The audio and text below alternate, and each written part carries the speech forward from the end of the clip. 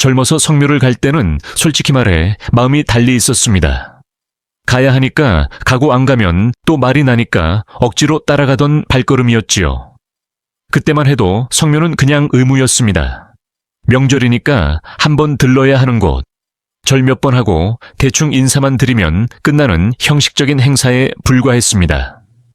그런데 인생을 오래 걸어보니, 그리고 대구의 작은 상회에서 시작해 수십 번의 위기와 변곡점을 지나며 사업을 키워보니 어느 날 이렇게 느껴졌습니다. 아, 성묘라는 자리는 그냥 돌이 서 있는 조용한 언덕이 아니구나. 그곳은 보이지 않는 손길이 흐르는 자리입니다. 지금의 나와 아주 오래전 우리 집안의 뿌리가 아주 조용하게 연결되는 지점입니다. 많은 사람들이 이렇게 말합니다. 성묘가 돈이랑 무슨 상관이야. 재물운이랑 무슨 관계가 있어. 겉으로만 보면 맞는 말처럼 들립니다. 묘에서는 돈이 나오지 않습니다. 계약서가 쓰여지는 것도 아니고 거래가 이루어지는 것도 아닙니다. 하지만 저는 이렇게 말하고 싶습니다. 그 말은 마른 땅 옆에서 여기서는 물이 나올 리가 없다고 말하는 것과 같습니다. 눈에 보이지 않을 뿐 땅속 깊은 곳에서는 이미 물줄기가 움직이고 있습니다. 기업도 마찬가지입니다. 회사의 신용은 눈에 보이지 않습니다. 손으로 잡을 수도 없습니다. 그러나 그 보이지 않는 신용 하나가 회사의 생명을 살리기도 하고 한순간에 무너뜨리기도 합니다. 성묘에서 흐르는 기운도 그렇습니다. 돌과 흙과 잡초만 보이면 그저 조용한 언덕 같지만 그 안에서는 집안의 역사와 마음이 조용하게 숨을 쉬고 있습니다. 우리가 지금 여기서 숨 쉬고 일을 하고 사랑을 하고 밥을 편히 먹을 수 있는 이유, 그것은 수십 세대 동안 조상들이 버티고 지키고 살아내준 덕분입니다. 성묘는 그 사실을 잠시 떠올리는 시간입니다. 눈에 보이지 않는 실 하나를 손끝으로 살짝 만져보는 시간입니다. 그 실을 어떻게 만지느냐, 여기서 운의 방향이 갈라집니다. 어떤 사람은 성묘를 다녀온 뒤로 기운이 트이고 사람이 붙고 돈의 흐름이 살아납니다. 어떤 사람은 성묘를 꾸준히 가는데도 이상하게 일이 꼬이고 돈이 새고 집안 공기가 무거워집니다. 차이는 단순합니다. 성묘를 가느냐 안 가느냐가 아니라 어떤 마음으로 어떤 태도로 서 있느냐입니다. 성묘는 같은 날 같은 산소에 가도 마음이 다르면 전혀 다른 의식이 됩니다. 억지로 끌려가는 얼굴로 서 있으면 그 자리는 그냥 돌무더기 앞일 뿐입니다. 하지만 한번 발걸음을 멈추고 나는 지금 내 뿌리를 만나러 간다, 이렇게 마음을 세우는 순간 그 자리는 운의 방향이 바뀌는 지점이 됩니다. 저 역시 사업을 하며 뼈저리게 배웠습니다. 자본도 기술도 부족했던 시절 결국 회사를 살린 것은 눈에 보이는 돈이 아니라 눈에 보이지 않는 신용과 정성이었습니다. 작은 거래 하나라도 약속을 지키는 마음, 사소한 것일수록 기본을 지키려는 태도, 이 보이지 않는 마음들이 결국 큰 자본보다 더 큰 힘이 되어 삼성을 여기까지 끌고 왔습니다. 성묘도 같습니다. 눈에 보이는 꽃과 음식보다 보이지 않는 마음의 방향이 집안의 운을 좌우합니다. 그래서 오늘 저는 성묘가 미신이냐 아니냐를 말하고 싶은 것이 아닙니다. 그 자리에서 당신의 마음이 어디를 향해 있는지 그 방향을 한번 점검해 보자는 것입니다. 성묘는 조상을 위한 의식처럼 보이지만 결국 나 자신의 태도를 비추는 거울입니다. 억지로 가는 발걸음인지 감사로 가는 발걸음인지 빨리 끝내고 내려가고 싶은 마음인지 잠시라도 조용히 숨을 고르며 내가 여기까지 올 수 있었던 이유를 떠올리는 마음인지, 이 차이가 앞으로 몇 달 동안 당신의 재물운과 사람 운에 조용하지만 분명한 영향을 미칩니다. 잠시 생각해 보십시오. 우리는 큰 투자를 앞두고는 시장 상황을 살피고 금리와 환율을 확인합니다. 그런데 정작 내 인생 전체의 방향에 영향을 주는 자리에 설 때 마음의 자세를 점검해 본 적이 얼마나 있을까요? 오늘 제가 드리고 싶은 첫 번째 메시지는 이것입니다. 성묘는 의무로 가는 곳이 아니라 내 마음의 방향을 바로 쓰러 가는 곳이다. 이 사실을 한번 받아들이는 순간 같은 길을 걸어도 발걸음의 무게가 달라집니다. 그리고 그 발걸음의 무게는 당신의 운의 무게와 연결됩니다. 이제부터 우리는 성묘를 가느냐, 마느냐를 고민하는 대신 어떤 마음으로 서 있어야 하는지를 차분히 살펴볼 것입니다. 지금까지는 성묘와 재물운이 어떻게 연결되어 있는지 그 큰 흐름을 이야기했습니다. 그렇다면 구체적으로 어떤 성묘가 운을 살리고 어떤 성묘가 운을 막아버릴까요? 다음 이야기에서는 많은 사람들이 무심코 반복하는 재물운을 꺾는 첫 번째 성묘 습관을 조금 더 깊이 들여다보겠습니다. 성묘에서 재물운이 가장 먼저 막히는 순간 그 시작은 의외로 간단합니다. 바로 억지로 가는 얼굴, 의무감만 남은 발걸음입니다. 많은 사람들이 이렇게 말하지요. 가야 하니까. 가는 거지 안 가면 또 어른들이 뭐라고 하니까 명절이니까 그냥 올라가는 거지. 이 말 속에는 이미 마음이 절반 이상 비어 있습니다. 몸은 산을 향해 올라가고 있지만 마음은 전혀 다른 곳에 가 있습니다. 오늘 할 일 내려가서, 먹을 음식 일터에서, 밀린 업무 은행에서 처리해야 할 일, 이런 생각들로 가득한 상태에서 묘 앞에 선다면 그 자리는 성묘가 아니라 그저 돌 앞에 서 있는 것일 뿐입니다. 제가 젊었을 때도 그랬습니다. 대구에서 삼성상회를 처음 꾸릴 때 명절마다 성묘 가자고 하면 속으로 이렇게 중얼거렸습니다. 지금 바쁜데 왜 또 가야 할까? 이 일만 끝내고 가면 안 될까? 겉으로는 아무 말도 하지 않았지만 마음은 전혀 묘를 향하고 있지 않았습니다.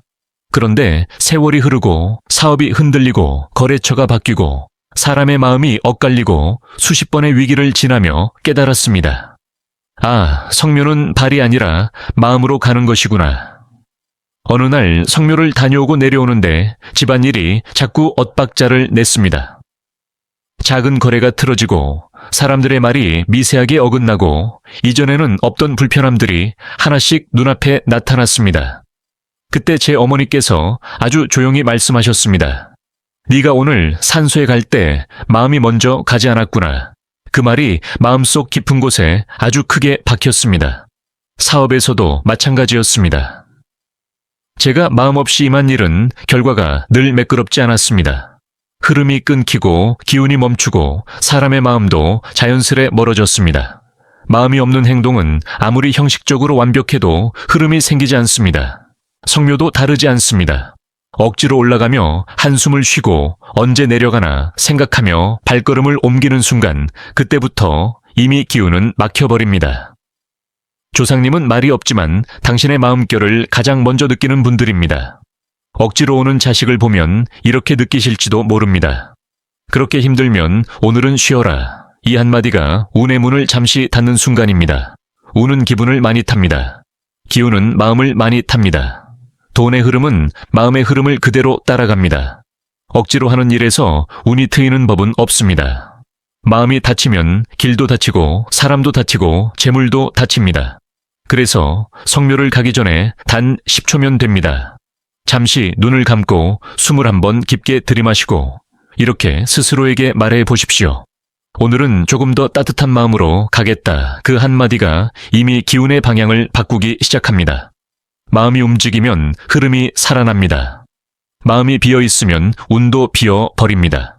이것이 바로 잘못된 성묘의 첫 번째 실수. 의무만 남은 얼굴의 위험입니다. 그러면 이런 질문이 들 수 있습니다. 정말 마음 하나로 운의 흐름이 바뀌는가? 그렇습니다. 사람이 평생을 살아보면 인생을 바꾸는 힘은 거창한 변화가 아니라 마음의 방향이었습니다. 배를 조종할 때 키를 단 3도만 틀어도 몇 시간 뒤에는 전혀 다른 해안에 도착합니다. 성묘도 같습니다.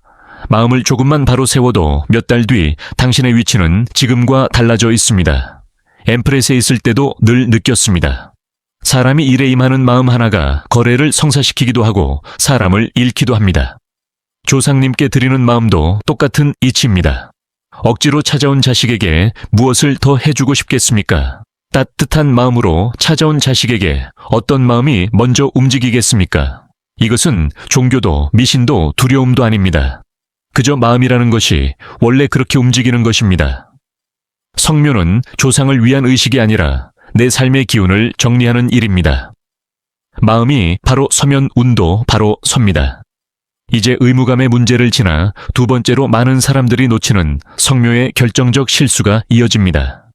성묘에 올라갔는데 묘비가 흐려져 있다면 그 순간부터 운의 흐름은 완전히 다른 방향으로 흘러가기 시작합니다. 다음 이야기에서는 왜 이끼 낀 묘비가 집안의 재물운까지 흔들어 버리는지 그 깊은 이유를 차분히 풀어가겠습니다. 성묘를 가다 보면 누구나 한 번쯤 마주치는 장면이 있습니다. 빗물 자국이 얼룩처럼 남은 묘비 먼지가 겹겹이 쌓인 비석 잡초가 허리 높이까지 자라 묘를 감싸고 있는 모습. 사람들은 말합니다. 바쁘니까 어쩔 수 없지. 조금 지저분하면 어떤가. 다음에 오면 치우면 되지. 하지만 묘비가 흐려져 있다는 것은 단순히 관리가 소홀했다는 뜻이 아닙니다. 그건 집안의 기운이 이미 한동안 멈춰 있었다는 신호입니다. 사람의 얼굴도 오래 씻지 않으면 탁해지고 표정까지 흐려지지요. 묘비도 똑같습니다. 얼굴을 닦지 않은 조상님처럼 집안의 숨결이 뿌얘지기 시작합니다. 제가 사업을 할 때도 그랬습니다. 공장 바닥에 먼지가 쌓이고 창고 구석이 흐려지기 시작하면 신기하게도 거래가 막힙니다. 사람들의 말이 어긋나고 작은 문제들이 연달아 터지고 돈의 흐름도 제멋대로 흔들립니다. 저는 그때 이렇게 말하곤 했습니다. 기업은 깨끗함을 잃는 순간 신뢰도 함께 잃는다. 왜 그럴까요? 깨끗함은 단순한 청소가 아니라 기운을 다시 흐르게 하는 첫 번째 행위이기 때문입니다. 묘비도 그렇습니다. 묘비에 이끼가 끼는 것은 집안의 기운이 오래 고여 있었다는 표시입니다. 기운이 고이면 일도 막히고 사람도 떠나고 재물도 멈춥니다. 저는 실제로 이런 경험을 한 적이 있습니다. 아주 바쁘던 시절 성묘를 몇 해 건너뛴 적이 있었습니다. 문득 시간이 나서 오랜만에 산소를 찾아갔지요. 그런데 눈앞에 펼쳐진 모습에 가슴이 철렁 내려앉았습니다. 비석엔 이끼가 덕지덕지 붙어 있었고 낙엽이 틈에 깊게 박혀 있었으며 잡초가 발목을 넘어서 자라고 있었습니다. 그 순간 이런 생각이 들었습니다. 아, 이건 조상님만 서운해 하신 게 아니구나. 우리 집안의 기운도 많이 다쳤구나. 돌아보니 그 시기 장사도 미묘하게 흔들리고 뜻밖의 지출이 생기고 사람들의 마음이 어딘가 불안했습니다. 비석이 흐려지면 재물의 길도 흐려집니다. 기운이 흐려지면 사람의 일도 흐려집니다. 이것은 미신이 아니라 삶의 이치입니다. 깨끗한 길에는 바람이 잘 통하고 막힌 길에는 공기가 썩기 마련입니다. 그래서 저는 그날 묘비 앞에 앉아 조용히 물을 떠서 비석 위에 천천히 흘려보냈습니다. 손수건으로 부드럽게 먼지를 닦고 틈새에 끼어있던 낙엽을 하나하나 꺼냈습니다. 그 짧은 시간 동안 산의 공기가 바뀌는 느낌이 들었습니다. 바람이 조금 더 맑아지고 숨이 조금 더 깊어지고 가슴이 조금 더 편안해졌습니다. 그건 단순한 기분이 아닙니다. 막혀있던 기운이 다시 흐르기 시작한 신호였습니다. 대구에서 작은 상회를 운영하던 시절 저는 늘 새벽마다 가게 앞을 물로 닦았습니다. 지친 마음을 정리하기 위해서가 아니라 하루의 운을 곧게 세우기 위해서였습니다. 묘비를 닦는 것도 같습니다. 비석 위에 얼룩 하나, 이끼 한 줄 낙엽 하나만 치워도 집안의 기운은 다시 정리되기 시작합니다. 사람의 마음은 깨끗한 곳에서 맑게 움직입니다. 돈의 흐름도 깨끗한 길에서 곧게 흘러갑니다. 묘비를 닦는 일은 단순한 청소가 아닙니다. 조상님께 드리는 첫 번째 인사입니다. 잘 지내셨습니까? 오랜만에 찾아왔습니다. 당신을 잊지 않았습니다. 이 마음이 비석을 통해 전달됩니다. 그리고 그 마음은 집안의 기운을 밝히는 등불이 됩니다. 기억하십시오. 묘비가 흐리면 운도 흐려지고 묘비가 맑아지면 운도 맑아진다. 이 단순한 이치를 아는 사람은 성묘에서 이미 절반의 운을 잡은 것입니다. 하지만 묘비를 깨끗하게 닦아놓고도 운의 흐름을 다시 멈추게 만드는 아주 흔한 실수가 하나 더 있습니다. 바로 다음 이야기입니다. 성묘에서 많은 사람들이 가장 가볍게 여기지만 실제로는 집안의 기운을 크게 꺾어버리는 행동이 있습니다. 바로 조화를 올리는 것입니다. 사람들은 이렇게 말합니다.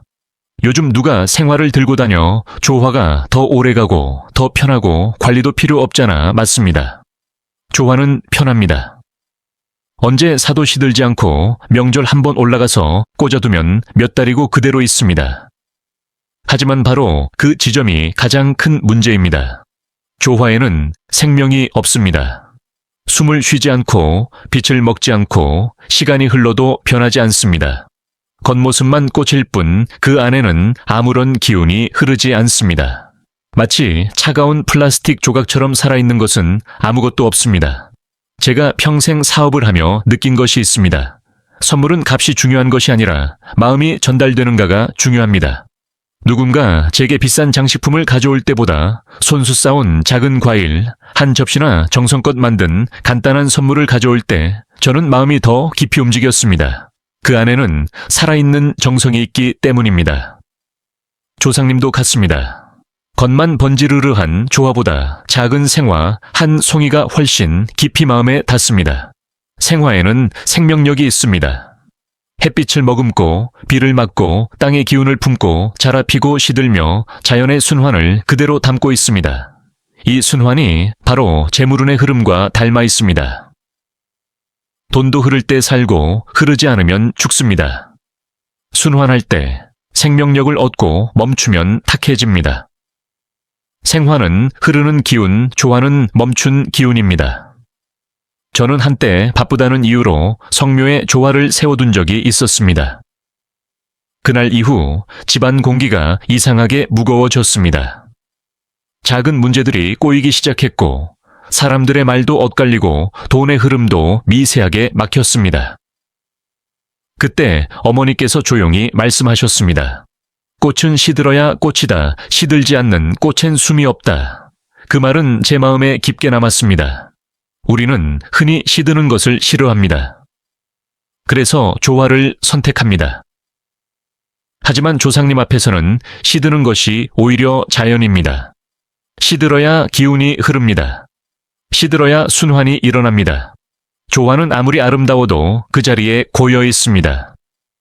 기운을 흡수하지도 내보내지도 못합니다. 그냥 차갑게 멈춰 있을 뿐입니다. 그 차가움이 묘의 기운을 탁하게 만들고 집안의 운을 흔들어 버립니다. 성묘는 형식으로 하는 행사가 아닙니다. 정성이 흐르는 자리입니다. 바쁘더라도 가난하더라도 시간이 없더라도 생화 한 송이면 충분합니다. 꽃이 크지 않아도 색이 화려하지 않아도 괜찮습니다. 중요한 것은 살아있다는 것입니다. 살아있는 꽃은 이렇게 말합니다. 오늘도 저는 당신을 생각하며 왔습니다. 감사하는 마음으로 왔습니다. 이 마음 하나가 집안의 기운을 살리고 재물운의 문을 다시 여는 힘이 됩니다. 성묘는 값비싼 제사를 차리는 자리도 아니고 번잡한 형식을 갖추는 자리도 아닙니다. 살아있는 마음을 올리고 살아있는 기운을 전하는 자리입니다. 생화는 흐르는 기운, 조화는 멈춘 기운. 이 두 가지의 차이는 생각보다 훨씬 큽니다. 생화를 올린 사람의 성묘는 그 자리에서 이미 운의 흐름이 달라지기 시작합니다. 하지만 꽃을 올리는 행동보다 더 많은 사람들이 무심코 범하는 더 큰 실수가 하나 있습니다. 바로 성묘에 가서 조상님 앞에서 털어놓는 말 때문입니다. 다음 이야기에서는 왜 하소연과 불평이 당신의 운을 즉시 꺾어버리는지 그 깊은 이치를 차분히 풀어가겠습니다. 성묘에 가면 많은 사람들이 조상님 앞에 서자마자 마음속에 쌓여있던 말을 꺼내기 시작합니다. 요즘 너무 힘들어요. 돈이 자꾸 새요. 일이 왜 이렇게 안 풀리는지 모르겠어요. 사람들이 나를 괴롭힙니다. 이런 말들이 조상님의 마음에 어떻게 닿을까요? 많은 사람들은 그저 하소연을 한번 하고 나면 속이 시원해질 거라고 믿습니다. 하지만 성묘는 하소연을 쏟아내는 자리가 아닙니다. 마음을 내려놓는 자리입니다. 저도 젊었을 때 그랬습니다. 사업이 한참 흔들리던 시절 자재값이 오르고 거래처가 갑자기 돌아서고 직원들 월급을 걱정해야 하는 날이 이어지던 때가 있었습니다. 그때 마음이 너무 답답해서 성묘에 올라가 무심코 중얼거렸습니다. 왜 이렇게 일이 안 풀릴까 나는 왜 이렇게 운이 없을까 돌아오는 길에 어머니께서 조용히 말씀하셨습니다. 조상님 앞에서 아이가 한숨을 쉬면 그 한숨이 집안 기운을 눌러버린다. 그 말이 귀에서 오래도록 울렸습니다. 그제서야 깨달았습니다. 묘 앞에서 한 말은 공중에 흩어지는 말이 아니구나. 그 말은 메아리처럼 그대로 내게 돌아오는구나. 우물가에서 소리를 지르면 메아리가 되돌아오지요. 묘 앞의 말도 같습니다. 돈이 없다라고 말하면 그 부족함이 되돌아옵니다. 운이 없다라고 말하면 그 막힌 기운이 되돌아옵니다. 인생이 힘들다라고 말하면 그 무게가 다시 마음 위에 내려앉습니다. 하소연은 단순한 투정이 아니라 스스로에게 거는 역방향 주문입니다. 삶이 더 무겁게 느껴지는 이유는 종종 내 입에서 먼저 나온 말 때문입니다. 조상님은 우리보다 훨씬 섬세한 분들입니다. 우리가 생각하는 것보다 한마디 한마디에 귀를 기울입니다. 그 앞에서 우리가 힘들어요, 못하겠어요, 왜 나만 이래요? 라고 말하면 조상님은 이렇게 느끼실지도 모릅니다. 아직도 이 아이 마음이 많이 지쳐 있구나. 이 아이가 너무 힘들구나 걱정이 생기면 그 걱정이 바로 집안 재물운을 흐리게 합니다. 맑은 온천물에 진흙 한 덩이가 떨어지면 물이 바로 흐려지지요. 조상님 앞에 불평은 그 진흙과 같습니다. 성묘는 불평을 쏟아내는 자리가 아니라 마음을 가다듬는 자리입니다. 이 자리에서는 단순한 인사가 가장 큰 힘을 가집니다. 잘 지내고 있습니다. 오늘도 찾아뵙습니다. 항상 감사합니다. 이 세 문장만으로 충분합니다. 말하고 싶은 근심이 많다면 그것은 산바람에 맡기십시오. 조상님 앞이 아니라 돌아가는 길에 조용히 흘려보내는 것이 훨씬 더 지혜로운 태도입니다. 성묘는 마음을 가라앉히는 시간이지 마음을 흐트리는 시간이 아닙니다. 한 가지 놀라운 사실이 있습니다. 불평을 참아내고 감사 인사만 전한 날 기운이 막혔던 일들이 조용히 풀리기 시작합니다. 이유는 단순합니다. 감사는 기운을 부드럽게 하고 불평은 기운을 무겁게 합니다. 조상님은 우리를 벌하지 않습니다.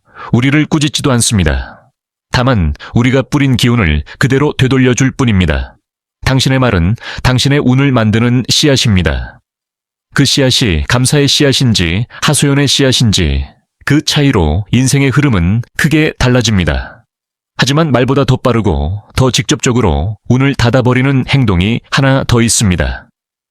사람들은 그것을 아무렇지 않게 매번 반복합니다. 바로 묘 앞에서 몸의 태도가 흐트러지는 순간입니다. 다음 이야기에서는 왜 조상님 앞에서 등을 돌리거나 비석을 밟는 행동이 운의 흐름을 즉시 꺾어버리는지 그 이유를 깊게 들여다보겠습니다. 성묘에서 말보다 더 빠르게 운의 흐름을 꺾어버리는 행동이 있습니다. 많은 사람들이 별것 아니라고 여기지만 실제로는 집안 기운을 크게 떨어뜨리는 행동, 바로 묘 앞에서 몸의 태도를 흐트러뜨리는 것입니다. 성묘가 끝났다고 비석을 등지고 물을 마시거나 과자를 꺼내 먹고 가끔은 담배를 피우는 모습도 보입니다. 또 어떤 젊은이들은 길이 좁다는 이유로 비석을 툭 밟고 지나가거나 비석 위를 훌쩍 넘어가기도 합니다. 그 순간을 조상님의 입장에서 한번 상상해 보십시오. 아이가 내 앞에서 등을 돌리고 앉아 뭔가를 먹고 있다. 아이가 내 이름이 새겨진 돌을 발끝으로 차고 지나간다 말은 하지 않지만 그 마음은 조용히 닫힙니다. 제가 평생 사업을 하며 배운 것이 있습니다. 자리가 곧 품격이다. 삼성 상회를 운영하던 젊은 시절 중요한 거래를 앞두고 만나는 사람의 태도 하나로 그 사람의 신뢰를 가늠했습니다. 상대가 몸을 뒤로 젖히고 앉거나 눈을 피하며 말을 하거나 다리를 꼬고 시큰둥하게 반응하면 그 순간 마음이 다치곤 했습니다. 반대로 몸을 앞으로 조금 기울이고 눈을 맞추며 정중한 태도로 앉는 사람은 말 한마디를 하지 않아도 신뢰가 생겼습니다. 묘 앞의 태도도 똑같습니다. 우리는 지금 가장 오래된 인연, 가장 깊은 뿌리 앞에 서 있는 것입니다. 그 앞에서 등이 돌아가거나 조금 귀찮다는 듯 행동하면 조상님은 이렇게 느끼십니다. 아직도 이 아이는 이 자리가 어떤 자리인지 모르고 있구나. 아직도 마음이 산만하구나. 조상님은 화내지 않습니다. 꾸짖지도 않습니다. 그저 한 발 조용히 물러나십니다. 그 조용한 한 발, 그 미세한 거리감이 당신의 운에서도 그대로 나타납니다. 일이 조금 어긋나고 사람의 마음이 조금 멀어지고 돈의 흐름이 조금 흔들리고 계획이 조금씩 미뤄지기 시작합니다. 운은 소란스럽게 바뀌지 않습니다. 항상 조용히 달라집니다. 비석을 밟는 것도 마찬가지입니다. 많은 젊은 사람들이 의도치 않게 비석의 가장자리를 딛고 지나갑니다. 하지만 그 자리, 그 돌은 조상님의 머리맡입니다. 말없이 누워있는 부모의 얼굴 가까이를 발끝으로 건드리는 것과 같습니다. 조상님은 우리에게 벌을 주려 하지 않습니다. 하지만 우리가 그 자리의 의미를 잇는 순간 운의 흐름에서 작은 삐걱거림이 시작됩니다. 삐걱거림은 처음에는 느껴지지 않습니다. 하지만 어느 날 작은 일이 실패하고 말이 어긋나고 계획이 미묘하게 틀어지기 시작합니다. 그 뿌리는 대개 이런 순간에서 비롯됩니다. 조상님 자리에 예를 잃었을 때 운도 그 예를 따라 흔들립니다. 하지만 걱정할 필요는 없습니다. 사람은 누구나 실수하고 누구나 모르는 사이에 결례를 범합니다. 중요한 것은 실수를 했다는 사실이 아니라 그 순간 어떻게 마음을 다잡느냐입니다. 만약 비석에 발이 닿았다면 그 자리에서 잠시 멈춰 마음속으로 이렇게 말하면 됩니다. 죄송합니다. 실수했습니다. 그러면 조상님은 괜찮다. 다음부터 조심하렴 하고 조용히 웃으실 것입니다. 성묘는 완벽함을 요구하지 않습니다. 중요한 것은 몸의 태도와 마음의 향입니다. 조상님의 자리에서 천천히 걷고 바람의 결을 느끼며 발끝 하나까지 정중히 움직이는 사람은 운의 흐름도 곧고 반듯하게 유지됩니다. 손끝에 예의, 발끝에 예의, 이 단순한 태도가 집안의 기운을 다시 세우고 재물운의 길을 밝히는 기본입니다. 그러나 아무리 태도를 바로 세워도 성묘의 리듬을 지키지 못하면 운도 일정하게 흐르지 않습니다. 다음 이야기에서는 정해진 날을 지키는 것이 왜 운의 가장 중요한 리듬이 되는지 그 깊은 뜻을 살펴보겠습니다. 성묘에서 많은 사람들이 가장 가볍게 넘기지만 실제로는 운의 흐름을 가장 크게 흔드는 요소가 있습니다. 바로 성묘의 날을 마음대로 바꾸는 것입니다. 사람들은 이렇게 말합니다. 오늘은 시간이 나니까 그냥 들렀다 갈까, 바쁘니까 이번 길은 넘어가도 되겠지. 다음에 여유 있을 때 가면 되지 않아. 하지만 성묘의 날은 우리 마음대로 정하는 날짜가 아닙니다. 정해진 날은 조상님이 우리를 부르는 날이고 집안의 기운이 열리는 날입니다. 그 날을 놓치면 운의 문도 함께 반쯤 닫히게 됩니다. 제가 사업을 하며 가장 중요하게 여겼던 것이 하나 있습니다. 약속을 지키는 사람은 작은 거래에서도 반드시 다시 찾게 된다. 정해진 날짜에 전화하고 정해진 시간에 찾아오고 약속한 일은 반드시 끝내는 사람은 능력이 조금 부족해도 신뢰가 생겼습니다. 반대로 실력은 있어도 약속을 자꾸 어기는 사람은 언젠가 마음이 멀어졌습니다. 조상님과의 관계도 똑같은 이치입니다. 정해진 날을 지킨다는 것은 의무를 지키는 것이 아니라 기운의 리듬을 지키는 것입니다. 기일, 명절, 절기, 이 날들은 집안의 흐름이 맞춰져 있는 보이지 않는 박자입니다. 그 박자를 놓치면 기운도 흔들리고 재물의 흐름도 삐걱거리기 시작합니다. 한 번은 제가 젊었을 때 사업이 너무 바빠 성묘를 몇 번 건너뛴 적이 있습니다. 그때만 해도 이렇게 생각했습니다. 지금은 급한 일이 많으니까 이번 한 번쯤은 괜찮겠지 하지만 그 시기를 돌아보면 집안에 어딘가 미묘한 흐름이 생겼습니다. 사람과 사람이 엇갈리고 작은 오해가 생기고 재물의 흐름도 이유 없이 흔들렸습니다. 어머니께서 말씀하셨습니다. 길은 말 없는 초대다. 그 초대를 놓치면 조상님의 마음도 조금씩 멀어진다. 그 말이 제 마음속 깊은 곳에서 오래 머물렀습니다. 성묘의 정해진 날은 크고 복잡한 제사를 지내라는 의미가 아닙니다. 오래 머무르라는 뜻도 아닙니다. 잠시라도 올라가 조용히 손을 모으고 감사의 마음을 전하는 것, 그것만으로도 충분합니다. 중요한 것은 시간이 아니라 지키는 마음입니다. 조상님은 우리가 생각하는 것보다 훨씬 너그럽습니다. 화려한 제사상을 바라지 않으며 값비싼 준비도 기대하지 않습니다. 다만 기운의 리듬을 흐트러뜨리지 않기를 바랍니다. 정해진 날에 가면 운도 그 리듬에 맞춰 들어옵니다. 하지만 마음 내킬 때만 가면 운도 마음 내킬 때만 찾아옵니다. 리듬이 일정하지 않으면 운도 일정하지 않습니다. 재물의 흐름이 고르지 않으면 불안한 하루들이 이어집니다. 그래서 저는 말합니다. 정해진 날을 지키는 사람은 이미 운의 절반을 가진 사람이다. 이것은 미신이 아니라 삶의 리듬을 바로 세우는 행위입니다. 리듬이 곧 기운이고 기운이 곧 재물입니다. 그러나 정해진 날을 지키는 것만으로 성묘가 완성되는 것은 아닙니다. 이제부터는 재물운의 문을 열기 위해 성묘에서 반드시 해야 하는 5가지 올바른 단계에 대해 이야기하겠습니다. 그 첫 번째 단계는 너무 단순해서 대부분의 사람들이 소홀히 하지만 실제로는 가장 강력한 힘을 가진 행동입니다.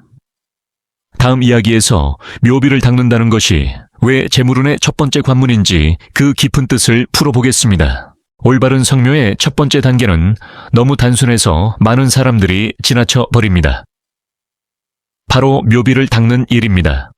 사람들은 성묘라고 하면 먼저 절을 하고 꽃을 올리고 마음속 소원을 비는 것을 떠올립니다. 그런데 그 어떤 행동보다 먼저 해야 할 일, 그리고 조상님이 가장 먼저 느끼시는 행동은 묘비의 숨을 다시 틔워주는 일입니다. 묘비는 조상님의 얼굴과 같습니다. 그 얼굴 위에 먼지가 쌓이고 빗물 자국이 남고 이끼가 두껍게 끼어 있다면 그 모습 자체가 집안의 기운이 얼마나 흐트러져 있는지를 보여줍니다.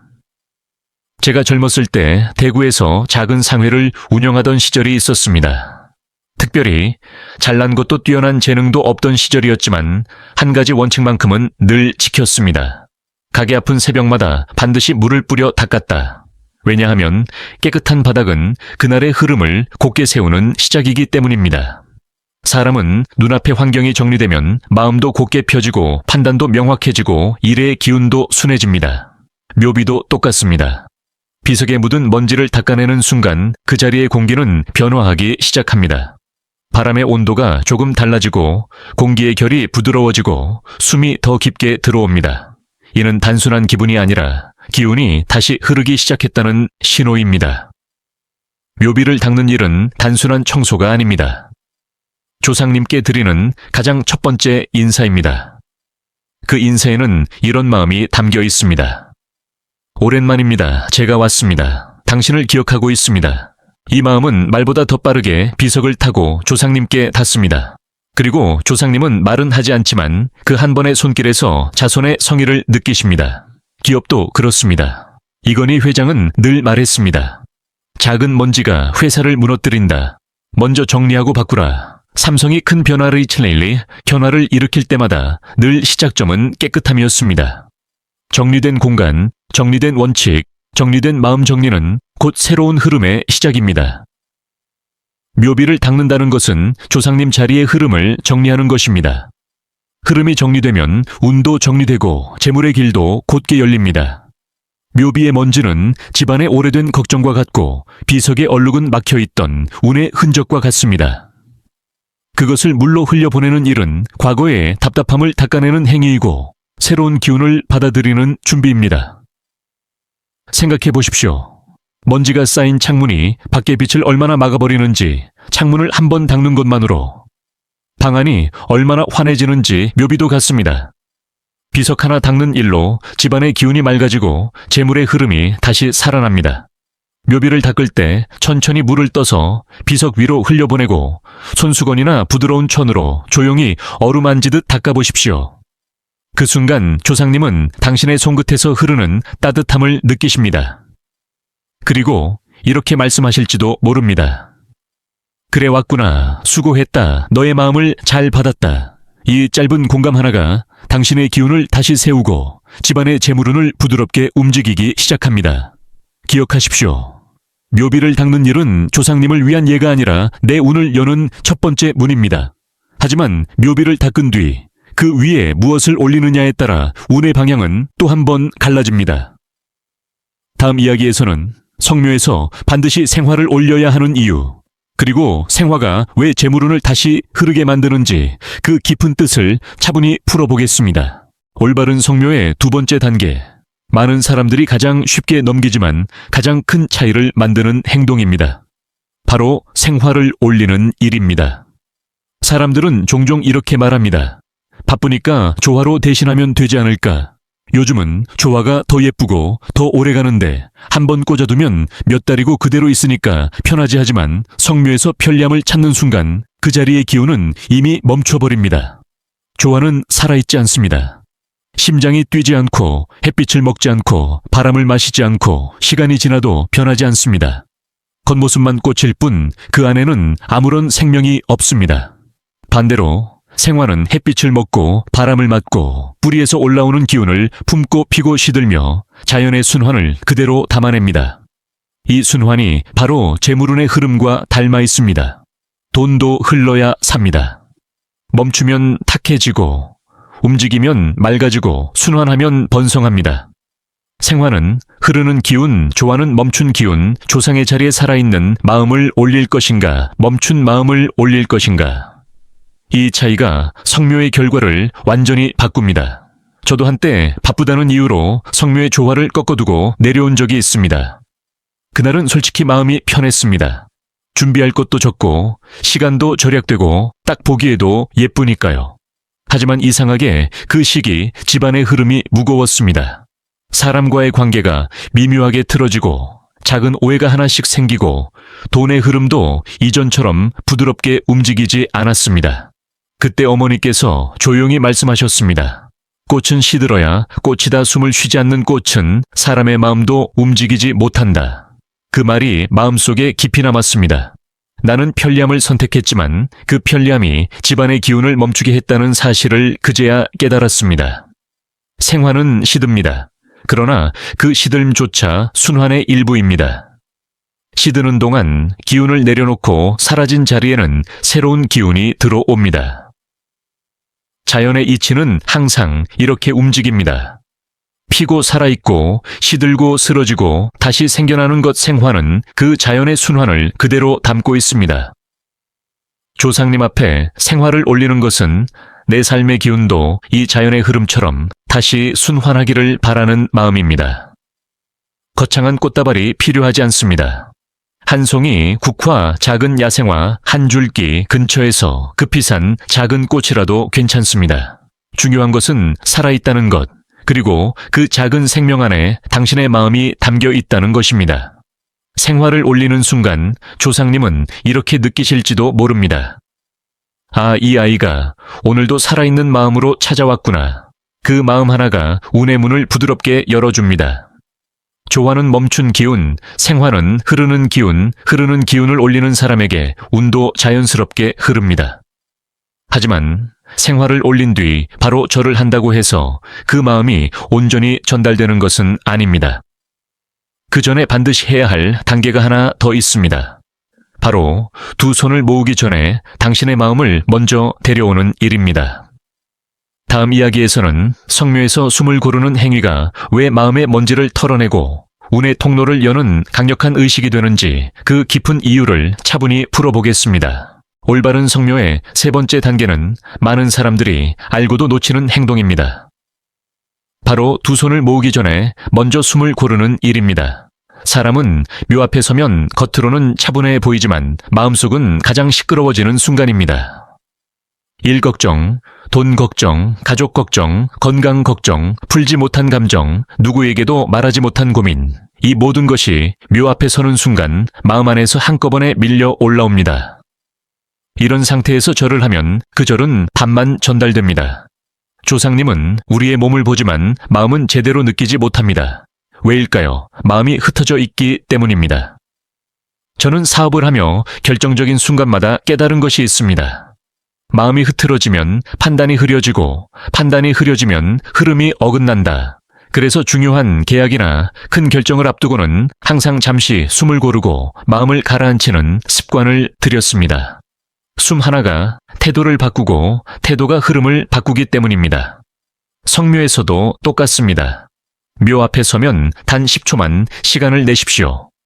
조용히 숨을 들이마시고 천천히 길게 내쉬는 것. 숨을 들이마시는 순간 산의 맑은 기운이 내 안으로 들어옵니다. 숨을 내쉬는 순간 근심과 걱정이 산바람에 녹아 흩어집니다. 이 짧은 호흡 하나가 당신의 마음을 제자리로 되돌립니다. 그제야 조상님과 마음이 한 줄로 이어집니다. 숨을 고른다는 것은 몸을 편안하게 하기 위한 행동이 아닙니다. 내 마음의 먼지를 털어내고 운이 흘러들 틈을 다시 여는 행위입니다. 숨을 고른 뒤에 절을 하면 그 절은 훨씬 깊고 훨씬 순도 높은 마음으로 전달됩니다. 그 절 안에는 흩어진 감정이 아니라 정돈된 마음이 담겨 있습니다.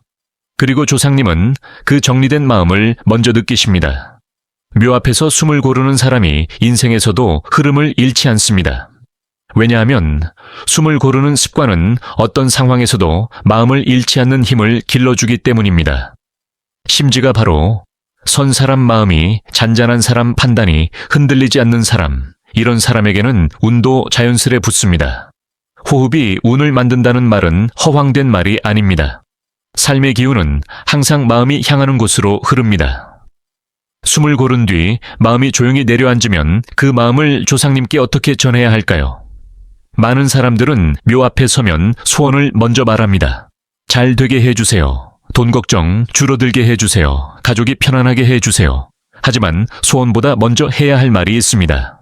바로 감사합니다입니다. 감사는 조상님 마음을 여는 문이고 우리 삶의 흐름을 밝히는 등불입니다. 다음 이야기에서는 왜 감사가 소원보다 먼저여야 하는지, 그리고 감사 한마디가 재물운의 방향을 어떻게 바꾸는지 그 근본 이유를 차분히 풀어보겠습니다.